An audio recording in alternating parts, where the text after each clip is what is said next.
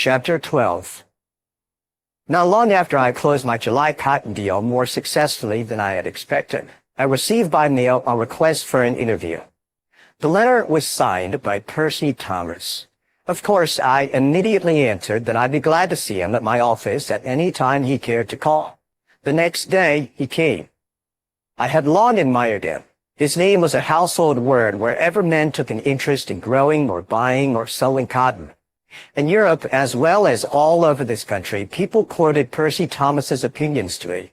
I remember once at a Swiss resort talking to a Cairo banker who was interested in cotton growing in Egypt in association with the late Sir Ernest Cassel. When he heard I was from New York, he immediately asked me about Percy Thomas, whose market reports he received and read with unfailing regularity. Thomas, I always thought, went about his business scientifically. He was a true speculator, a thinker with the vision of a dreamer and the courage of a fighting man, an unusually well-informed man who knew both the theory and the practice of trading in cotton. He loved to hear and to express ideas and theories and abstractions, and at the same time there was mighty little about the practical side of the cotton market or the psychology of cotton traders that he did not know, for he had been trading for years and had made and lost vast sums. After the failure of his old stock exchange firm of Shelton and Thomas, he went it alone. Inside of 2 years, he came back almost spectacularly. I remember reading in the Sun that the first thing he did when he got on his feet financially was to pay off his old creditors in full. And the next was to hire an expert to study and determine for him how he had best invest $1 million. This expert examined the properties and analyzed the reports of several companies, and then recommended the purchase of Delaware and Hudson stock. Well, after having failed for millions and having come back with more millions, Thomas was cleaned out as the result of his deal in March cotton. There wasn't much time wasted after he came to see me. He proposed that we form a working alliance. Whatever information he got, he would immediately turn over to me before passing it on to the public. My part would be to do the actual trading, for which he said I had a special genius, and he hadn't. That did not appeal to me for a number of reasons. I told him frankly that I did not think I could run in double harness and wasn't keen about trying to learn. But he insisted that it would be an ideal combination until I said flatly that I did not want to have anything to do with influencing other people to trade. If I fool myself, I told him, I alone suffer and I pay the bill at once. There are no drawn-out payments or unexpected annoyances. I play a lone hand by choice and also because it is the wisest and cheapest way to trade. I get my pleasure out of matching my brains against the brains of other traders, men whom I have never seen and never talked to and never advised to buy or sell and never expect to meet or know. When I make money, I make it backing my own opinions. I don't sell them or capitalize them. If I made money in any other way, I would imagine I had not earned it. Your proposition does not interest me because I am interested in the game only as I play it for myself and in my own way. He said he was sorry I felt the way I did and tried to convince me that I was wrong in rejecting his plan. But I stuck to my views. The rest was a pleasant talk. I told him I knew he would come back and that I would consider it a privilege if he would allow me to be of financial assistance to him. But he said he could not accept any loans from me. Then he asked me about my July deal, and I told him all about it. How I had gone into it, and how much cotton I bought, and the price, and other details. We chatted a little more, and then he went away. When I said to you some time ago that a speculator has a host of enemies, many of whom successfully bore from within, I had in mind my many mistakes. I have learned that a man may possess an original mind and a lifelong habit of independent thinking, and withal be vulnerable to attacks by the persuasive personality. I am fairly immune from the commoner, speculative ailments, such as greed and fear and hope. But being an ordinary man, I find I can err with great ease. I ought to have been on my guard at this particular time, because not long before that, I had had an experience that proved how easily a man may be talked into doing something against his judgment, and even against his wishes. It happened in Harding's office. I had a sort of private office, a room that they let me occupy by myself, and nobody was supposed to get to me during market hours without my consent. I didn't wish to be bothered, and I was trading on a very large scale, and my account was fairly profitable. I was well guarded. One day, just after the market closed, I heard somebody say, "Good afternoon, Mr. Livingston." I turned and saw an utter stranger, a chap of about 30 or 35. I could not understand how he got in, but there he was. I concluded his business with me had passed him, but I didn't say anything. I just looked at him, and pretty soon he said, "I came to see you about that Walter Scott." And he was off. He was a book agent. Now, he was not particularly pleasing of manner or skillful of speech. Neither was he especially attractive to look at. But he certainly had personality. He talked, and I thought I listened, but I do not know what he said. I don't think I ever knew, not even at the time. When he finished his monologue, he handed me first his fountain pen, and then a blank form, which I signed.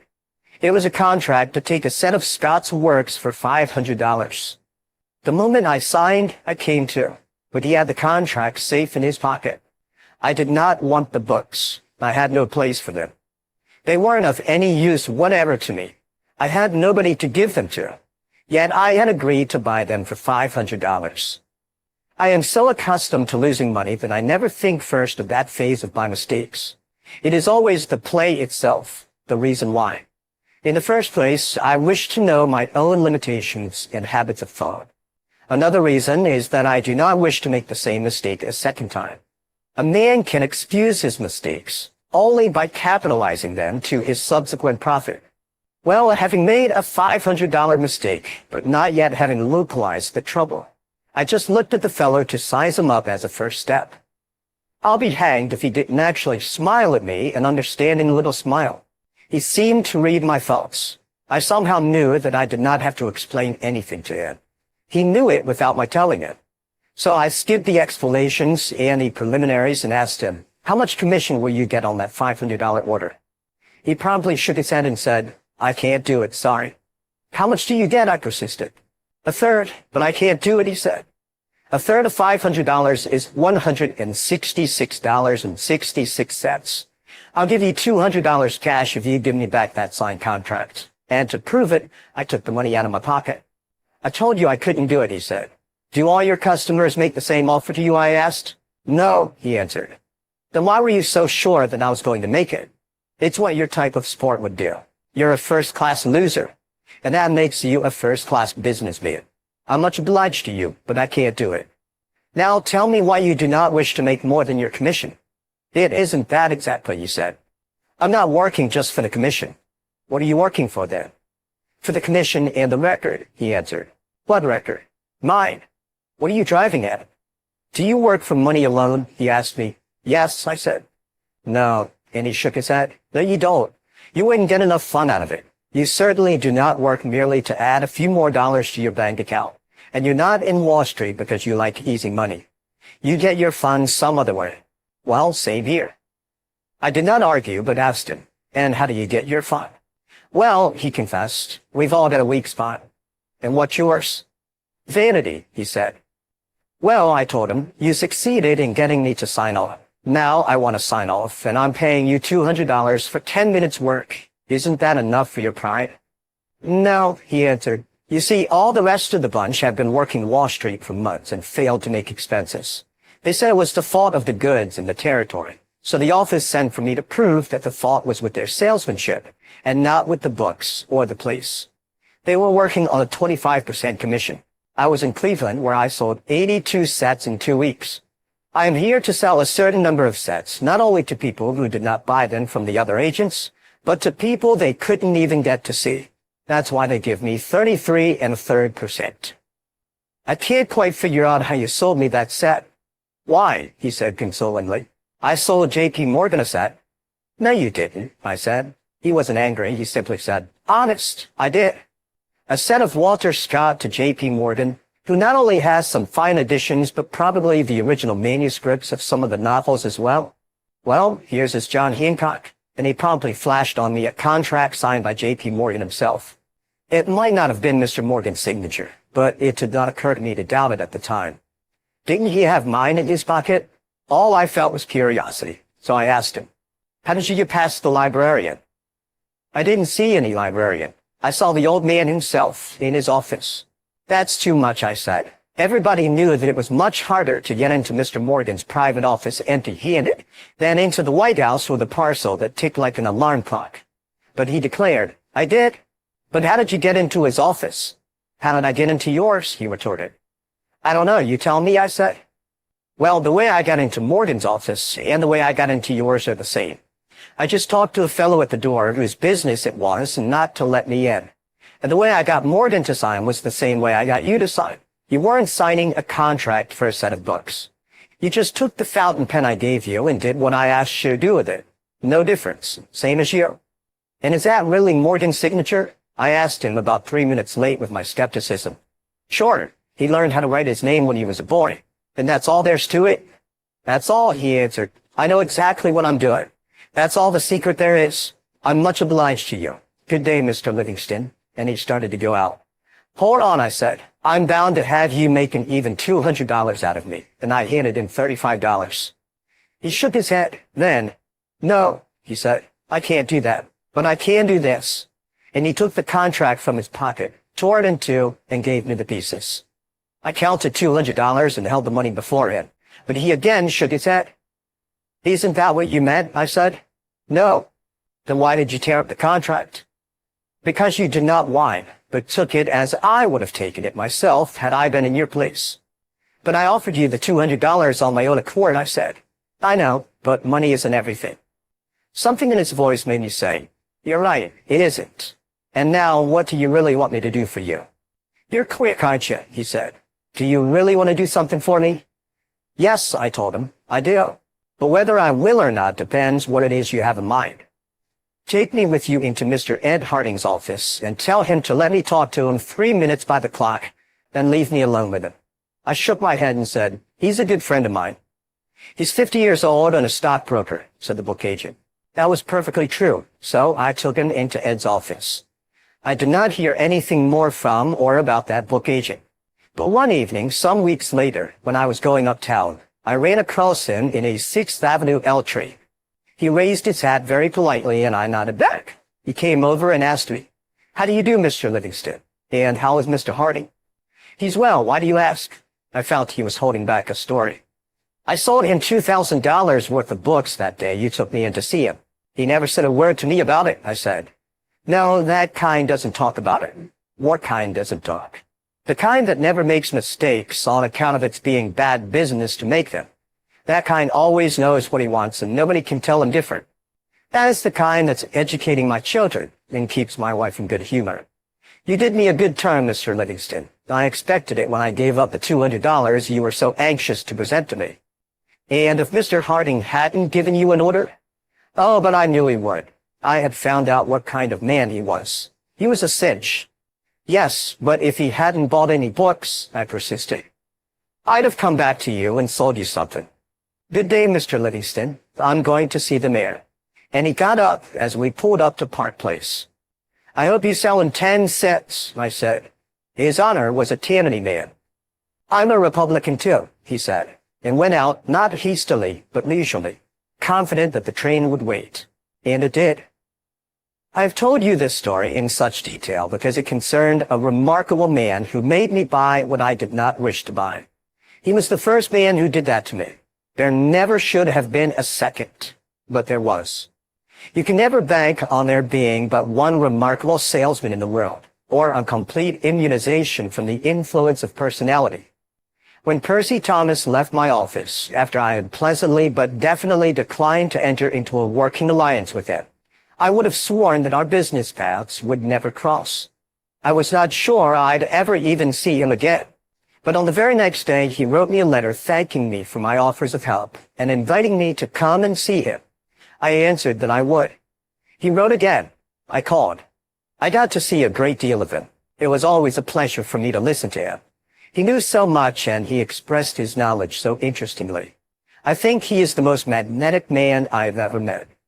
We talked of many things, for he is a widely read man with an amazing grasp of many subjects and a remarkable gift for interesting generalization. The wisdom of his speech is impressive, and as for plausibility, he hasn't an equal. I've heard many people accuse Percy Thomas of many things, including insincerity, But I sometimes wonder if his remarkable plausibility does not come from the fact that he first convinces himself so thoroughly as to acquire thereby a greatly increased power to convince others. Of course, we talked about market matters at great length. I was not bullish on cotton, but he was. I could not see the bull side at all, but he did. He brought up so many facts and figures that I ought to have been overwhelmed, but I wasn't. I couldn't disprove them because I could not deny their authenticity, but they did not shake my belief in what I read for myself. But he kept at it until I no longer felt sure of my own information as gathered from the trade papers and the dailies. That meant I couldn't see the market with my own eyes. A man cannot be convinced against his own convictions, but he can be talked into a state of uncertainty and indecision, which is even worse, for that means that he cannot trade with confidence and comfort. I cannot say that I got all mixed up exactly, but I lost my poise, or rather, I ceased to do my own thinking. I cannot give you in detail the various steps by which I reached the state of mind that was to prove so costly to me. I think it was his assurances of the accuracy of his figures, which were exclusively his, and the undependability of mine, which were not exclusively mine, but public property. He harped on the utter reliability, as proved time and again, of all his 10,000 correspondents throughout the South. In the end, I came to read conditions as he himself read them, because we were both reading from the same page of the same book, held by him before my eyes. He has a logical mind. Once I accepted its facts, it was a cinch that my own conclusions derived from his facts would agree with his own. When he began his talks with me about the cotton situation, I not only was bearish, but I was short of the market. Gradually, as I began to accept his facts and figures, I began to fear I had been basing my previous position on misinformation. Of course, I could not feel that way and not cover. And once I had covered because Thomas made me think I was wrong, I simply had to go long. It is the way my mind works. You know, I have done nothing in my life but trade in stocks and commodities.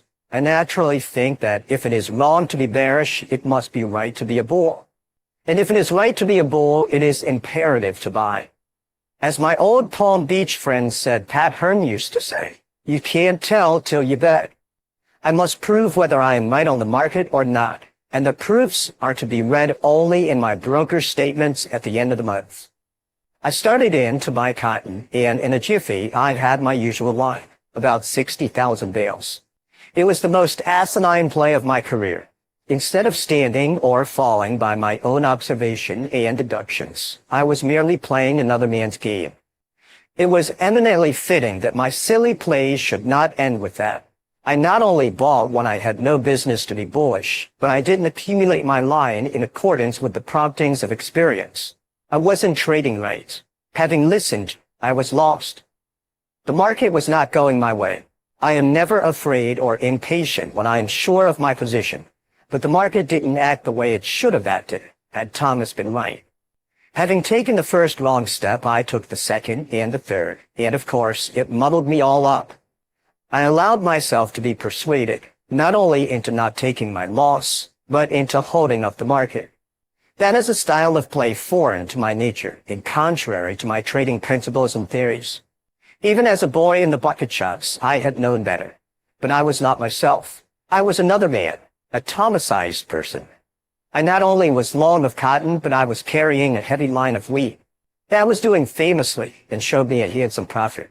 My full efforts to bolster up cotton had increased my line to about 150,000 bales. I may tell you that about this time I was not feeling very well. I don't say this to furnish an excuse for my blunders, but merely to state a pertinent fact. I remember I went to Bayshore for a rest. While there, I did some thinking.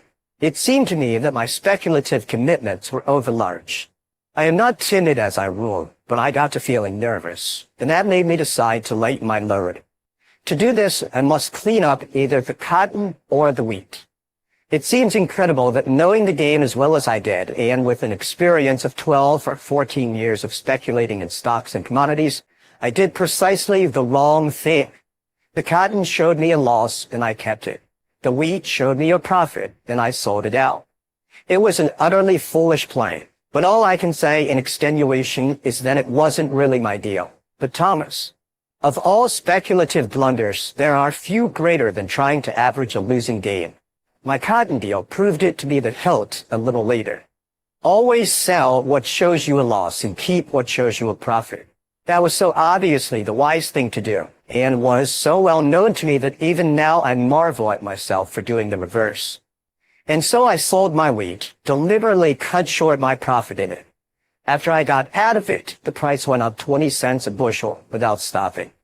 If I had kept it, I might have taken a profit of about $8 million. And having decided to keep on with the losing proposition, I bought more cotton. I remember very clearly how every day I would buy cotton, more cotton. And why do you think I bought it? To keep the price from going down. If that isn't a super sucker play, what is?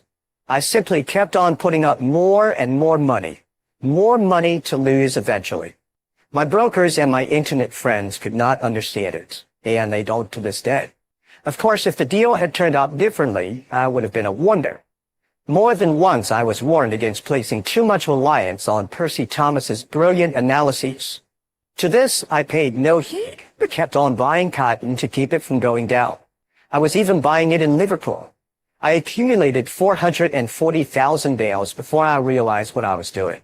And then it was too late. So I sold out my line. I lost nearly all that I had made out of all my other deals in stocks and commodities. I was not completely cleaned out, but I had left fewer hundreds of thousands than I had millions before I met my brilliant friend Percy Thomas. For me, of all men, to violate all the laws that experience had taught me to observe in order to prosper was more than asinine. To learn that a man can make foolish plays for no reason whatever was a valuable lesson. It cost me millions to learn that another dangerous enemy to a trader is his susceptibility to the urgings of a magnetic personality, when plausibly expressed by a brilliant mind. It has always seemed to me, however, that I might have learned my lesson quite as well if the cost had been only 1 million. But fate does not always let you fix the tuition fee. She delivers the educational wallop and presents her own bill, knowing you have to pay it no matter what the amount may be. Having learned what folly I was capable of, I closed that particular incident. Percy Thomas went out of my life. There I was, with more than 9/10 of my stake, as Jim Fisk used to say, gone where the woodbine went up the spout. I had been a millionaire, rather less than a year. My millions I had made by using brains, helped by luck. I had lost them by reversing the process. I sold my 2 yachts and was decidedly less extravagant in my manner of living. But that one blow wasn't enough. Luck was against me. I ran up first against illness and then against the urgent need of $200,000 in cash. A few months before, that sum would have been nothing at all. But now it meant almost the entire remnant of my fleet-winged fortune. I had to supply the money, and the question was, where could I get it? I didn't want to take it out of the balance I kept at my brokers, because if I did, I wouldn't have much of a margin left for my own trading. But I needed trading facilities more than ever if I was to win back my millions quickly. There was only one alternative that I could see, and that was to take it out of the stock market. Just think of it. If you know much about the average customer of the average commission house, you will agree with me that the hope of making the stock market pay your bill is one of the most prolific sources of loss in Wall Street. You will chip out all you have if you adhere to your determination. Why, in Harding's office one winter, a little bunch of high flyers spent $30,000 or $40,000 for an overcoat, and not one of them lived to wear it. It so happened that a prominent floor trader who since has become world famous as one of the $1-a-year men came down to the exchange wearing a fur overcoat lined with sea otter. In those days before furs went up sky high, that coat was valued at only $10,000. Well, one of the chaps in Harding's office, Bob Keown, decided to get a coat lined with Russian sable. He priced one uptown. The cost was about the same, $10,000. That's the devil of a lot of money, objected one of the fellows. Oh, fair, admitted Bob Keown amiably. About a week's wages, unless you guys promise to present it to me as a slight but sincere token of the esteem in which you hold the nicest man in the office. Do I hear the presentation speech? No? Very well. I shall let the stock market buy it for me. Why do you want a sable coat? Asked Ed Harding. It would look particularly well on a man of my inches, replied Bob, drawing himself up. And how did you say you were going to pay for it? Asked Jim Murphy, who was the star tip chaser of the office. By a judicious investment of a temporary character, James. That's how, answered Bob, who knew that Murphy merely wanted a tip. Sure enough, Ginny asked, what stock are you going to buy? Wrong as usual, Frank. This is no time to buy anything. I propose to sell 5,000 steel. It ought to go down 10 points at the least. That'll just take 2.5 points net. That is conservative, isn't it? What do you hear about it? Asked Murphy eagerly. He was a tall, thin man with black hair and a hungry look, due to his never going out to lunch for fear of missing something on the tape. I hear that coat's the most becoming I ever planned to get. He turned to Harding and said, Ed, sell 5,000 U.S. steel common at the market. Today, darling. He was a plunger, Bob was, and liked to indulge in humorous talk. It was his way of letting the world know that he had an iron nerve. He sold 5,000 steel, and the stock promptly went up. Not being half as big an ass as he seemed when he talked, Bob stopped his loss at 1.5 points and confided to the office that the New York climate was too benign for fur coats. They were unhealthy and ostentatious. The rest of the fellows cheered, but it was not long before one of them bought some Union Pacific to pay for the coat. He lost $1,800 and said sables were all right for the outside of a woman's wrap, but not for the inside of a garment intended to be worn by a modest and intelligent man. After that, one after another of the fellows tried to coax the market to pay for that coat.